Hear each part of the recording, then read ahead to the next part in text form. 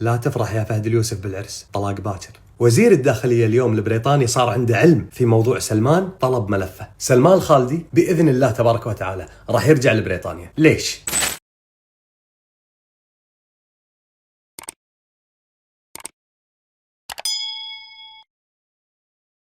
طبيعي لازم يكون الوضع مضطرب حاليا بالعراق، وخلوني اقول لكم على شغله. سلمان الخالدي باذن الله تبارك وتعالى راح يرجع لبريطانيا. ليش؟ لعدم وجود دخول رسمي للبلاد من قبل سلمان الخالدي. شلون يعني عدم دخول رسمي للبلاد؟ اللاجئ في بريطانيا اذا اعطوه الترافل دوكيومنت اللي هو وثيقة السفر، يقولوا له البلد اللي انت خايف منها هذه ما تطبها، اذا دخلتها يلغى وجودك. سلمان ما دخل الكويت، ما طب الكويت، اللي حصل له دخول قسري، دخول مفتعل، دخول مدبر من الحكومتان الكويتية والعراقية. هذا يسمى قانونيا اختطاف رسمي، ودوليا اختطاف لاجئ تحت الحماية البريطانية. طبعا المسمى اختطاف رسمي وتسليم غير رسمي. وعشان تعرفون ان النية ما كانت سليمة عندهم، لماذا لم يتم تسليم أو إلقاء القبض على سلمان الخالدي منذ أول يوم دخل في العراق؟ مو يقولون فيه اتفاقية أمنية ما بينهم؟ الاتفاقية ما كان لها دور في هذا الموضوع، كان الموضوع تواطؤ. لو كان هناك اتفاقية أمنية كان من أول ما دخل تم إلقاء القبض عليه مع المطار.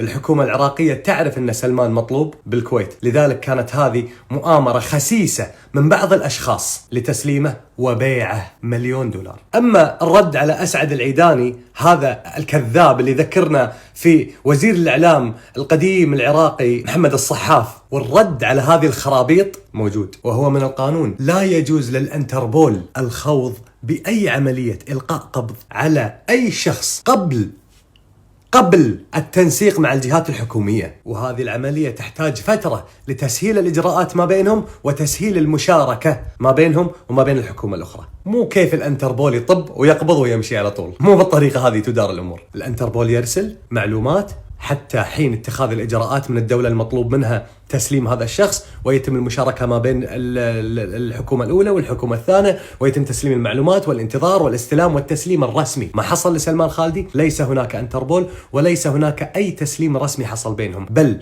هو اختطاف من الحكومة العراقية، أو مش الحكومة العراقية، اختطاف من محافظ البصرة، وبيع هذا المطلوب لأجهزة أمن الدولة الكويتي، واستلام مصالح مشتركة ما ندري شنو هي بالضبط، حسب ما ورد إلينا $1,000,000 وربما أمور أخرى ثانية. هذا اللي حصل مع سلمان الخالدي. هذه فوضى في نظام البروتوكول وحماية اللاجئين الدوليين. العراق دخل في مصيبة والكويت دخلت في مصيبة أخرى. فهد اليوسف راح يقول مثل ما قال الحجاج: مالي ولسعيد بن جبير.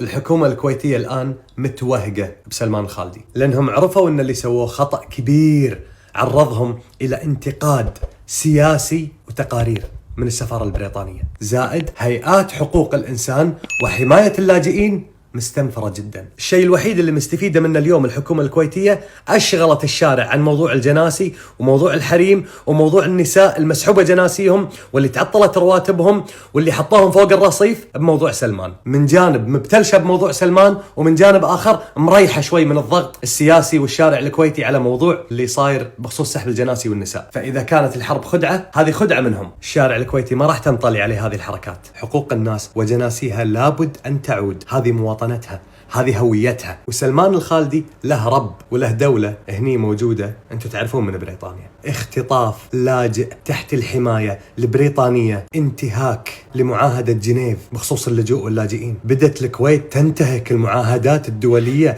بحقوق الإنسان واللجوء الإنساني والسياسي في زمن منه؟ فهد اليوسف. أول مرة تصير. شنو التقرير اللي راح يكون على دولة الكويت؟ شنو الدول العالم والأخبار العالمية اللي قاعد تكتب الحين؟ أنتوا قاعد تتابعون واشنطن بوست شنو قاعد تقول؟ قاعد تتابعون النيوز أرب؟ قاعد تتابعون دبلن؟ تتابعون مونte كارلو 1 و 2 و 3؟ قاعد تتابعون البريد اللي يوصلكم من السفارة البريطانية؟ قاعد تشوفون اللوم اللي صار على السفارة البريطانية في العراق؟ وزير الداخلية اليوم البريطاني صار عنده علم في موضوع سلمان، طلب ملفه وتم إرسال التقرير له، وهذا سمعناه وأعلناه لأن الدول هني واضحة وشفافة، سمعناه بالأخبار. تم الإعلان والإفصاح أنه لا زال تحت الحماية البريطانية. شنو قاعد تسوين يا كويت؟ ليش سمحتي لفهد اليوسف يقودك إلى هذه الأزقة وهذه الأروقة الضيقة اللي مو لنا أصلا؟ إحنا بلد محترم، إحنا الكويت، إحنا مؤسسين الديمقراطية في المنطقة، إحنا المتعهدين والملتزمين بقوانين معاهدات جنيف وغيرها وفيينا. إحنا نخترق ونخرق هذه المعاهدات الآن باختطافنا للاجئين السياسيين وغيرهم. فهد اليوسف شنو قاعد تسوي؟ لن يجني فهد اليوسف على الكويت إلا الويلات والحسرات. متى نستوعب ونفهم أن هذا الرجل خطأ كبير ونتراجع عن خطأنا؟ بدال مصيبة فهد اليوسف سوالنا بالكويت 9 مصايب وكملها في ليلة رأس السنة بسلمان الخالدي. لا تفرح يا فهد اليوسف بالعرس، الطلاق باكر. لا يطلع لنا أهبل يقول سلمان الخالدي هو اللي رفض يغادر وهو اللي يبي يقعد وهو اللي يبي يدخل الكويت. 1. سلمان الخالدي لاجئ عن دولة الكويت في بريطانيا. 2. يكفي الإعلان اللي أعلنته الأجهزة الأمنية الكويتية والأجهزة الأمنية العراقية بالاتفاق ما بينهم بتبادل استلام وتسليم هذا الولد. هم أعلنوا، يعني ما راح من كيفه، تم اختطافه وتسليمه للكويت عن طريق محافظ البصرة أسعد العيداني، واستلام وزير الداخلية بنفسه نزل بالهليكوبتر عشان ياخذه. 3. خلي ينفون باكر هذا كله. نطالب بتفريغ أجهزة الكاميرات والتصوير ما بين المنفذ العراقي والمنفذ الكويتي، ونشوف هل الولد داش بنفسه ولا تم دخوله بسيارات الدولة العراقية وركوبه لسيارات الدولة الكويتية. لا حد يقعد يسوي سوالف ويقول هو اللي جاي وهو اللي بيدخل وهو اللي يتحرش. لا مو جاي. الولد ربيته ناقصة وعلى قده ومسيكين وله الله. لكن اللي سويتوه انتم غلط كبير، غلط كبير اللي سويتوه. لازم تعرفون حدودكم مع أنفسكم. لا يتم التعامل مع كل دولة مثل تعاملكم مع أي دولة. ما يصير هذا الكلام. اعرف حجمك يا فهد اليوسف ولا تدخل الكويت بالطوفة. احنا مو ناقصين. وعلى فكرة منفذ الدخول العبدلي من العراق إلى الآن، شوفوا احنا الحين ثاني يوم الساعة 9:15 يعني 12:15 بالكويت. من ثاني يوم 12:15 بالكويت إلى هذه اللحظة اللي أكلمكم فيها لم يتم ختم وثيقة سفر سلمان الخالدي بدخوله. يعني إذا ما تم ختمكم باكر ولا عقب باكر حركات ما قبل لا تسلمونه تختمون جوازه، يعني النداش كذابين. السبب الأول إعلانكم وإعلان مكتب المحافظ في البصرة أنكم سلمتوا واستلمتوا، هذا 1. هذا إذعان منكم أنكم أنتوا اللي خاطفينه وأنتوا اللي جايبينه وما دخل الحالة. 2. لو أنكرتوا هذا نطالب بتفريغ الكاميرات دخولا وخروجا. إذا أنتم ما عندكم كاميرات وهو ما عندهم كاميرات هذه مصيبة سوداء. منفذ ما بين الكويت وصفوان العراقي ما في كاميرات، هذه مشكلة كبيرة بعد. عموما حركاتكم كلها نفهمها ونعرفها، وإذا سلمان كان على باب الله وربيته ناقصة، احنا مو على باب الله ولا ربيتنا ناقصة.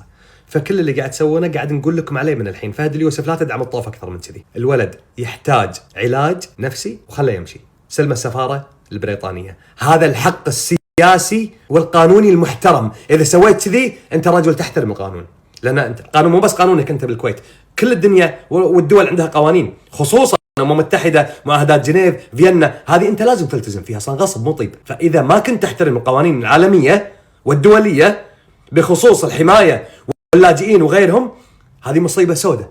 احترم القانون واطلق سراح الولد.